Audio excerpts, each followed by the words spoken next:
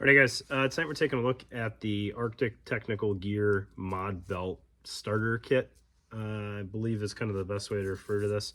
A viewer ordered it, had it shipped straight to me to take a look at. So it's not going to be fully set up. Definitely not completely set up because there's some Loctite involved and it's not mine.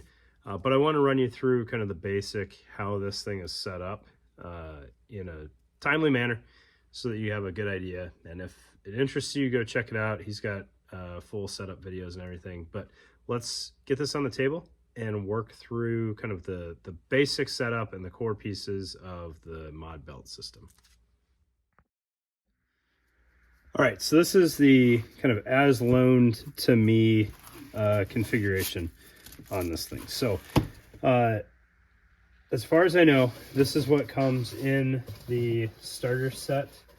The gentleman that ordered it also bought some extra 2-column adapters. Right, these 2-column adapters are kind of the core to extending this thing.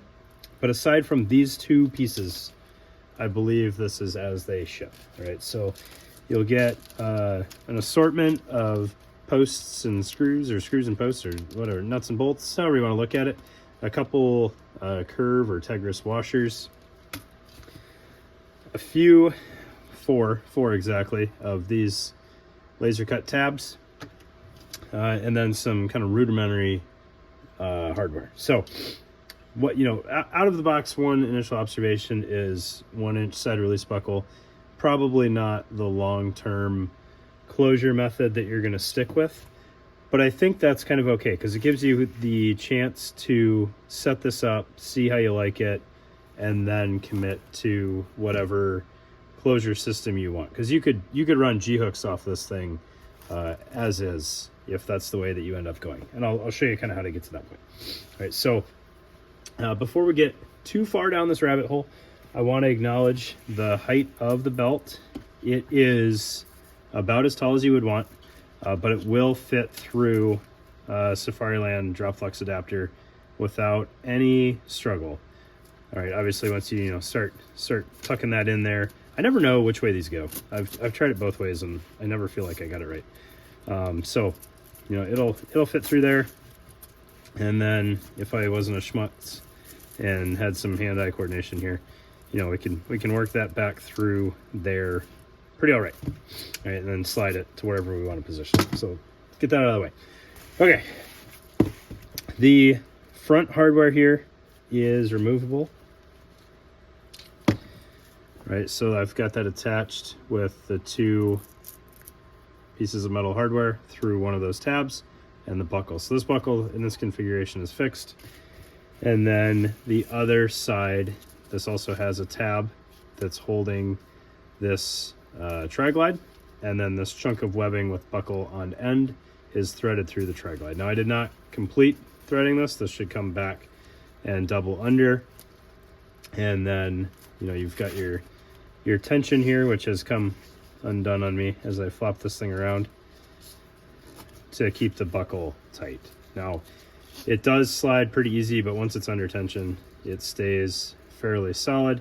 And you could always thread this back through the tri-glide, or you could add some other hardware.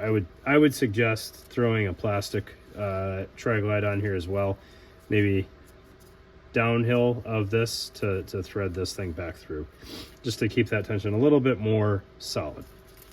All right. This would not be set up quite like this. I did this to show you how this belt goes together a little bit more efficiently. All right, so kind of the core of the belt is this longer chunk of curve, which extends all the way through this wrapper and then out for an equal length of wrapper. All right, this chunk is just extension if you need it. So if you're 30-inch waist, you can get away with just this piece. All right, and then since these line up cleanly to completely cover that, as you decide you need to extend this thing, you slide these 2-column adapters on here. So that gives us, another 3 inches of belt, another 6 inches of belt, another 9 inches of belt as you throw those on there. and then you throw your other end of the wrap on, and you'll notice there's some empty space there. We would thread this thing back in there to fill that void. Now you're going to have some overlap on the Tigris potentially on one side. Wouldn't recommend trying to thread the holster or any holster that needs to be threaded. Wouldn't recommend trying to thread that through the double layer Tigris there.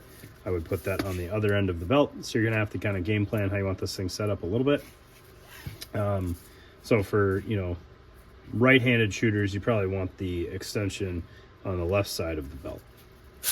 Okay. To keep your wrap from moving, you just throw a screw and post through there at any of the holes to keep everything together, because once it's all through, then this isn't going to slide, right? And then you've got your choices of how you want to mount pouches. So I don't have any of the Mod Belt pouches on hand, so you're going to have to kind of bear with me and use your imagination here a little bit.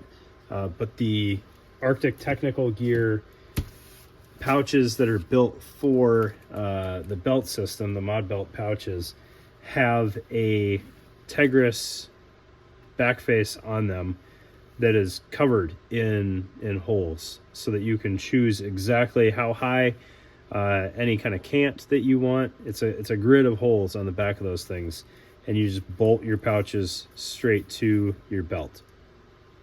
Is it faster than Molly? Probably, but it does require tools to get it tight, and you probably want to Loctite that once you're done.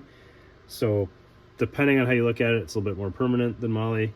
Maybe not. If you have tools kind of handy, you can swap pouches out pretty fast, because kind of the most like screws you're going to want to put through the pouch, like obviously the holes are gonna take the screws, but you can also use the screws and the washers to go through those slots to help you get your cant as necessary. So your pouch is not just hanging on for dear life off of just a series of holes drilled down the center of the belt. You can have top mounted, bottom mounted. You could use all three if you wanted, and then as many as you want lengthwise to mount your pouches. It'll also take traditional PALS webbing, so you thread through the top of the belt and then back out through this hole, through your pouch, back in. It locks up just like PALS webbing should.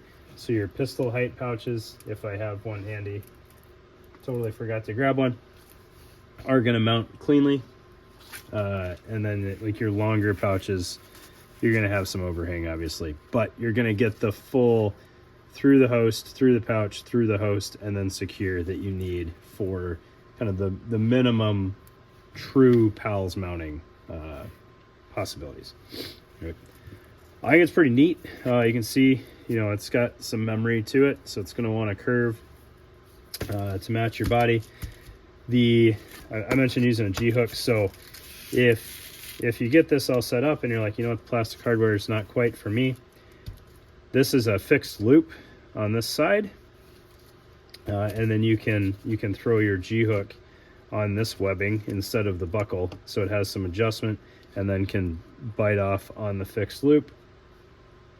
He's got Cobra buckle upgrades. I don't know if he has multiple sizes of Cobra buckles or if they're just the full size, but they come with their own mounting pieces, so it's not a Cobra hanging on this 1-inch tab. It's a little bit thicker to keep it more stable.